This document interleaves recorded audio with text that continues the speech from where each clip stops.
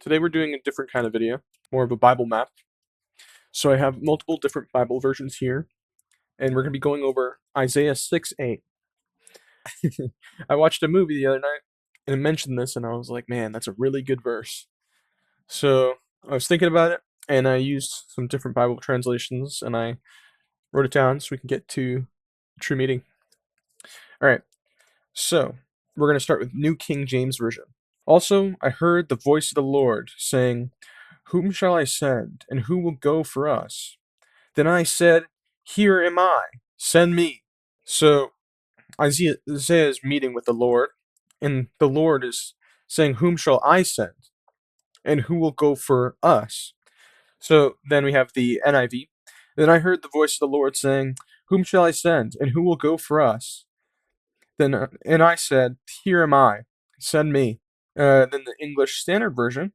And I heard the voice of the Lord saying, "Whom shall I send, and who will go for us?" Then I said, "Here I am, send me." And then I have the New American Standard Bible. Now, this is an old translation. Then I heard the voice of the Lord saying, "Whom shall I send, and who will go for us?" Then I said, "Here am I, send me." So, throughout these verses, God says, "Whom shall I send, and who will go for us?" This is kind of confusing because that God says us, and he also says I. So is he addressing other people who will go for us? So there's two interpretations. One is more Christian doctrine, and then the other is less. So the first one is God is multiple persons in one nature. So God is saying, God, which is three persons, is saying, who will go for us in the three persons? Whom shall I send, I as God, who will go for us, the persons inside? The other interpretation is God's addressing the heavenly host, saying, "Whom shall I send as God, and who will go for us, the people in heaven?" And some people like it there, but I don't really understand this because he's addressing the angels. He's taking the angels in consideration. Why would you do that? Because they're a creation and they might not know as much as God himself. So we have a timeline for chapter 6 of Isaiah. So Isaiah sees God on his throne in verse 1, and he sees angels talking to each other, and they're proclaiming God's glory in verse 3. And then Isaiah hears the voices, and the thresholds of the temple that God is in heaven shook, and the temple was filled with smoke. And Isaiah is afraid. He says, "Woe to me." This is NIV. "I am ruined, for I am a man of unclean lips, and I live among a people of unclean lips." He's like, I'm not worthy of here, pretty much. I'm unclean. And then one of the angels, which they're called a seraphim of the type, flew to me with a live coal in his hand, which he had taken with tongs from the altar. With it he touched my mouth and said, "See, this has touched your lips.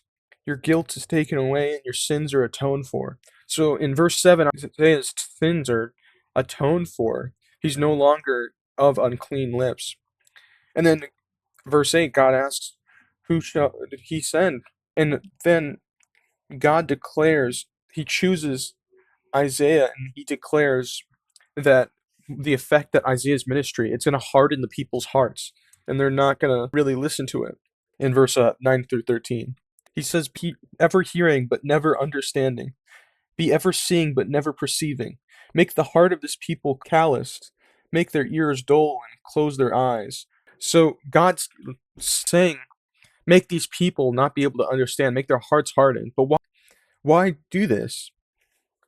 And it's actually mentioned in the previous chapter, Isaiah 5, verse 3 through 5. "Now you dwellers in Jerusalem and people of judge between me and my vineyard. What more could have been done for my vineyard than I have done for it? When I looked for good grapes, why did it yield only bad? Now I will tell you what I'm going to do to my vineyard. I will take away its hedge, and it will be destroyed. I will break down its wall, and it will be trampled." So God has given the people many things, but they have only bared terrible fruit. The vineyard is the people, and the fruit is the works of them, but they've only done terrible things. So God's going to give judgment because they had this all. And then another verse in 5:24, it says, "Therefore, as tongues of fire lick up straw, and as dry ground sinks down into the flames, so their roots will decay, and their flowers will blow away like dust. For they have rejected the law of the Lord Almighty, and spurned the word of the Holy One of Israel."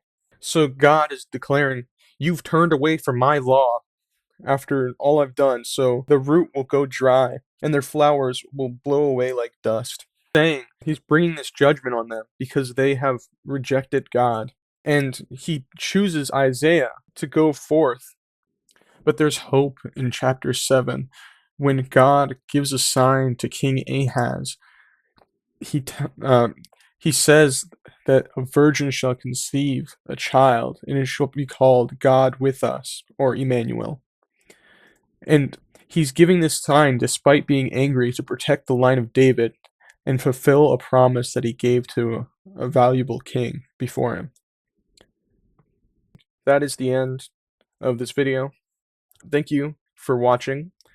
If you want to see more, just comment down below any verse that you would want me to go in depth with, and I'll be happy to. Remember, I have a Discord server, so feel free to join and we can talk more about this. Subscribe, and goodbye.